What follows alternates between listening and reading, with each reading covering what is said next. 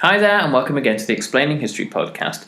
And today I'm working from a brilliant book I've been sent by IB Tauris, World War One in Central and Eastern Europe, Politics, Conflict and Military Experience. It's a collection of essays that seeks to be part of this task that I'm really interested in rebalancing our perspectives of the First World War. An Anglo-centric view of things, which inevitably a history teacher like myself has grown up with and kind of perpetuates, really, is that of the Western Front. But if you consider that not only was the Western Front only a small portion of the overall fighting in the First World War, but that a far bigger front was that between Austria, Germany and Russia, and that because of the collapse of the Central Powers and Russia and the Ottoman Empire, violence continues within the eastern portion of Europe and the Middle East up until 1923 and even slightly beyond, due to the emergence of successor states and the fighting between those. It makes for an incredibly dramatic and detailed and fascinating part of the world that once again is plunged into violence, into enormous bloodshed from 1939 onwards, as the new boundaries and new borders are once again torn up by Hitler. Those that are created at the Treaty at the Paris Peace Conference and the various treaties that emanate from that. Anyway, the thing that I'm going to look at today is a fascinating essay called "The Failed Quest for Total Surveillance," and this is a discussion of how Austria Hungary spied upon not only its own people, but also on subversion during the war. This is an essay written by the historian Mark Lewis, and the interesting thing for me is the means by which the security state of the Austro-Hungarian Empire emerged. If you look at the means by which the modern British security state emerged prior to the First World War, it was based around the insecurities of empire, the fear that the British Empire was going to be undermined by Germany, by naval rivalries and the spying on naval secrets, and the building of German dreadnoughts, and these anxieties brought about MI5 and MI6. And the significance of that is that obviously the Navy was the means by which, kind of the glue by which the British Empire is held together. Now, intelligence and counterintelligence, espionage and internal security all roll into one in the case of the Austro-Hungarian Empire, and even before it became the Austro-Hungarian Empire after the defeat of 1866. There was a robust and growing security culture all the way since the revolutions of 1848. The glue that held the Austro-Hungarian Empire together is obviously the state, and the state becomes under increased pressure throughout the 19th century and into the 20th from the demands of liberal and then not so liberal nationalism. And these were the forces that the intelligence and security state within the Austro-Hungarian Empire tried to stamp out.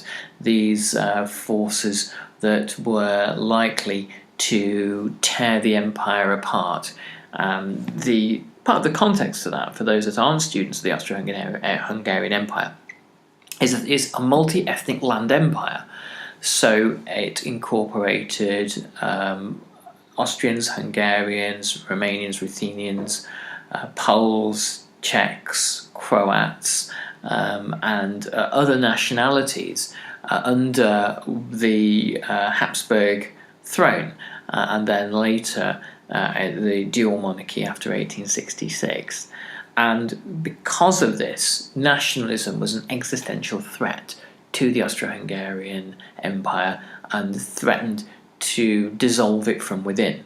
So by the time the First World War begins, generations of secret policemen had already been active in preventing this from happening. During the First World War, the Austrian military, and Hungarian of course, were vehemently opposed to all sources of nationalist politics. They had gone to war, really, as the result, as they saw it, of extremist nationalist politics, the assassination of the Archduke Franz Ferdinand in Sarajevo, and nationalist politics had been nothing but a source of consternation and trouble for the empire since the 1840s. The empire had had two major defeats inflicted upon them by France and by Prussia as a result of nationalist movements in Piedmont and in Germany, and it's not hard to see why nationalism as a concept was an unpleasant notion to those in the metropole in Vienna. Mark Lewis writes, Austria was a European innovator in the creation of a higher state police. A residence registration system and the implementation of enlightened social policy in which the centralizing state supervised its officials and reported on the mood of the people. Johann Anton Graf von Pergen created the higher state police in the 1780s and expanded the residence registration system. During the Metternich era, Police Minister Count Sedlinski expanded the system, creating networks of confidential informers to watch secret nationalist organisation in the Habsburgs' Italian lands and partitioned Poland, as well as suppress the spread of German nationalism and republicanism by using censorship, arrests, restrictions on university enrolments and travel bans. Though some aspects of the system were dismantled after 1848-49, the Habsburg Empire, Austria's First Republic, and the Austro-fascist corporate state all maintained a central office that kept files on politically suspicious people. So, as you can see, throughout the 19th century, Austria was holding back the tide of nationalism and using state surveillance in order to do it. These traditions continued throughout the First World War and into the interwar period, but it's the First World War chiefly that we're interested in today. In about 1913, as a response to the increased pressures of Italian nationalism, the Italian state wanting the Irredenta lands along the Dalmatian coastline of Croatia, Pan-Slav nationalism, centering mainly around Serbia, and Greater Serbian nationalism, the policing of nationalities transformed. The political bureau of the Vienna Police Direction began to cooperate with military intelligence, combining domestic surveillance with counter-espionage, because domestic concerns, the domestic nationalist agitation, was intimately connected with overseas powers. It was Russia that was a principal force behind Serbian nationalist and Slavic nationalist agitation in the Balkans, for example. So the two worked hand in hand. And this is a development in intelligence history that you see throughout the world at different stages throughout the 20th century, that internal subversion and external espionage merge seamlessly, measures against them merge seamlessly into one. Perhaps one way of interpreting that is that it relates on some level to the history of a kind of a more integrated and globalized world, that threats to the state never remain or within the borders of the state or unconnected to threats further afield. It was fortunate for Austria that this collaboration did happen, as it began to uncover some major spy networks within Austria, particularly those that emanated from Imperial Russia, which was ahead of the game for most of the 19th century compared to nearly every other European power in their sophisticated espionage activities. For evidence of this, everyone should read Adam Butterworth's brilliant book, The World That Never Was, about spies and anarchists across Europe in the 19th century, and the role that Russian intelligence played in all of that. In May 1914, just before the war began, the Austro-Hungarian Army's Intelligence Bureau, the Vienna Police Directorate, and the Hungarian Border Police formed a new kind of domestic counterintelligence system in order to keep an eye on suspected spies and suspicious individuals. And the main focus of their efforts was, of course, on Russian spies and espionage. And Russian espionage against Austria-Hungary had grown significantly since 1906. Provincial governments had done much of this work since 1910, encouraging police and other organs of the state to keep an eye on individuals, to watch particular installations such as bridges and military camps, and to keep the army aware of any seemingly suspicious or unexpected developments. But the central government in Vienna and Budapest were not coordinating these activities. I had to wait until 1914. And without any official measures, it was possible for those accused of or convicted of espionage to be expelled from one province and to carry on operating in another before the existence of wartime controls. Espionage was not punishable by death. A new system was established called the Defensive Kundschaftsdienst, which was able to quickly communicate information between the state police and the local regions, and would also engage in spying overseas. Austria-Hungary was a dual monarchy of 60 million and divided into 4 administrative areas: Austria-Hungary, Bosnia, and the Kingdom of Croatia, Slavonia, and Dalmatia.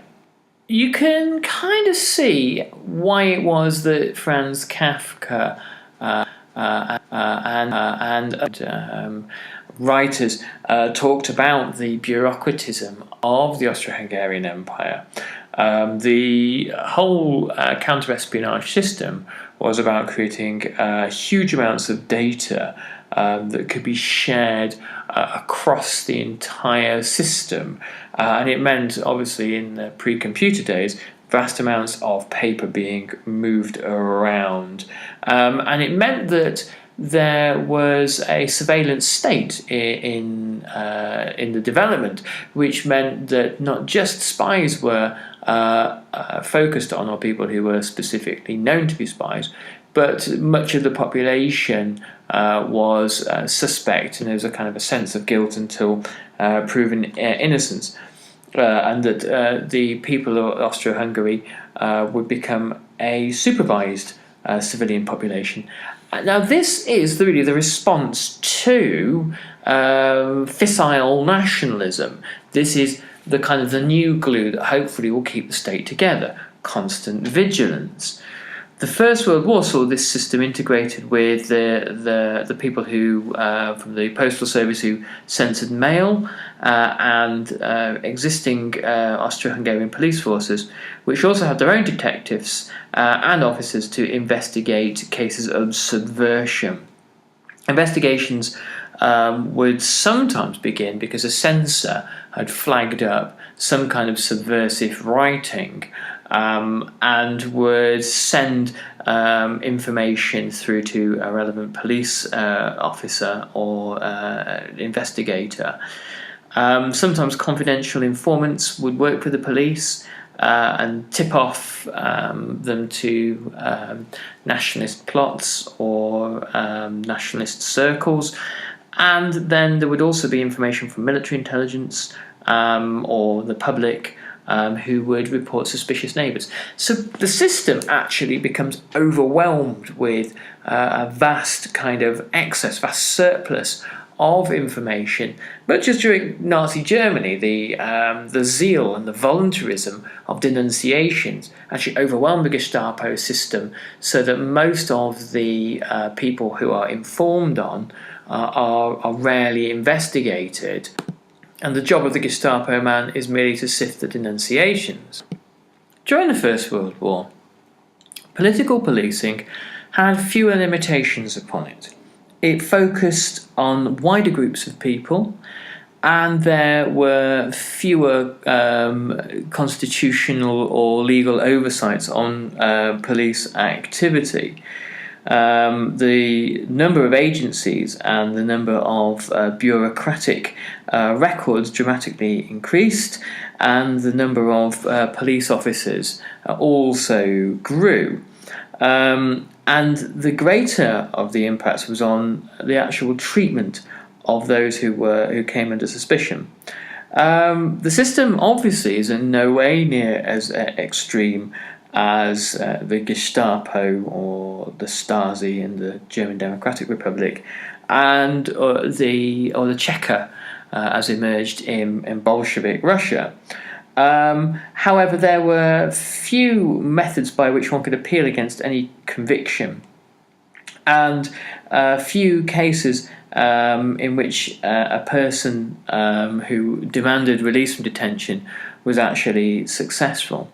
Lawyers were rarely involved, normally due to a lack of finance or availability, but also because one would come from a social class where that really wasn't much of an option. The kinds of people who were accused of treason or sedition in poor parts of the Austro-Hungarian Empire, who had been agitating for for example, the Irredenterlands to be transferred to Italy after the First World War. Very rarely were these wealthy, well-heeled individuals. This was kind of nationalism from below. Rarely did those who were engaged in nationalist activities fear the knock at the door from the secret police. They rarely encountered anything that they would recognise as a secret policeman. Normally, if they were arrested, it was by the local or state police in uniform, who would they would recognise as people carrying out arrests for fairly standard, normal kinds of crime. Interestingly, various aspects of the Austro-Hungarian secret police system or state surveillance system were underfunded. The police force never became all powerful because of a lack of finance. And much of the budget was spent, as mentioned, on the national question, disloyal nationalities such as Serbs, Croats, Czechs, Ruthenes, Galician Poles, and some Italians were the main draw for the budget of the state security apparatus. Poor police files in central offices mean that it's difficult to see exactly how many people were investigated, but the historians over the years have put forward various hypotheses as to how many. It's rare, looking through the archives, to find really any or many cases of actual espionage, passing on of secret information, things that are decried as espionage, but were often expressions of cultural national identity, speaking or writing in Czech or in Slovak or Slovene or Croat or what have you, was a way of expressing the desire for nationhood, and this itself was seditious. Austrian and Croat police, for example, investigated and interned Serbs in Slavonia who were accused of allegedly working for the Serbian secret police. They couldn't find any evidence of this claim because it basically wasn't true, and so they simply interned them anyway. And this is really kind of barely concealed prejudices at work. There's a lot of evidence to suggest that being part of a national minority in the later stages of the war made one suspect by default. For example, the Viennese police saw Czech-speaking Moravians as being Russophile or supportive of Russia. Why? Because they refused to contribute to relief efforts for wounded soldiers, supposedly held secret meetings, though this is perhaps doubtful, and wrote graffiti on trains, which was more just a general expression of discontent about the war. In one instance, in Moravia, at the town of Prerau, or Prerov as it is known now, the Viennese police believed that Slavs in Moravia were fundamentally untrustworthy and were opposed to Austria itself. And they perhaps thought this because they saw that the Czechs and Czech nationalists had everything to gain from the downfall of the Austrian Empire. In the case of the Ruthenian national minority, in Czernowitz, the Ruthenians from Galicia were arrested and interned.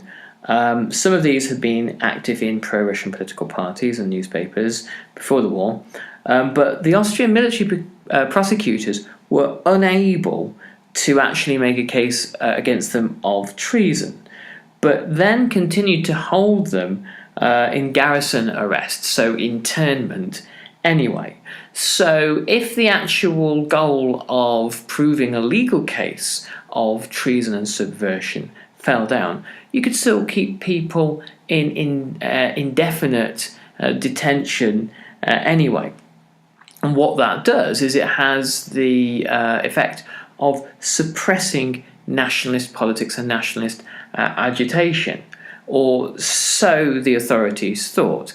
Undoubtedly, these kinds of reactionary and brutal measures do nothing to pour oil on troubled waters, but it would prevent the opening of Ruthenian schools and generally try to disrupt Ruthenian language and culture from where it was generally believed that politics sprang from. Much of this behaviour came from the belief that the Austro-Hungarian Empire would win the war, along with Germany, and that the Austro-Hungarian Empire would not break up. So one could treat ethnic minorities or national minorities with a degree of repression during the war, and at some point after the war some kind of settlement would be made and the empire would continue as is. It's only in 1918 when it appears that the writing is really on the wall for the empire, and riots in the cities and mass movements of migrants and chaos and the gradual fragmenting of the empire occurs, to be sort of concluded with the Paris Peace Conference, that the estimations of the Austro-Hungarian security state turn out to be wrong, and then it transpires that a great many of the activities, the repressive activities of the empire during the war, actually fueled the kind of fissile politics, the kind of nationalist aspirations for independence that materialised after the war with the creation of new states such as Poland, Czechoslovakia, Yugoslavia, and Hungary, an independent Hungary, and also an enlarged Romanian state. So there is a complicated relationship between state surveillance and national aspirations, one not necessarily successfully suppressing the other. Anyway, I hope you found this useful, and I will perhaps continue with a little bit more on the Austro-Hungarian Empire during the war in the next few weeks. And if you can give us any of your attention on our Patreon page, a little bit of support is always gratefully received. We fund ourselves on donations and tiny trickle of ad revenue. And I'll look forward to speaking to you soon. All the best. Bye-bye.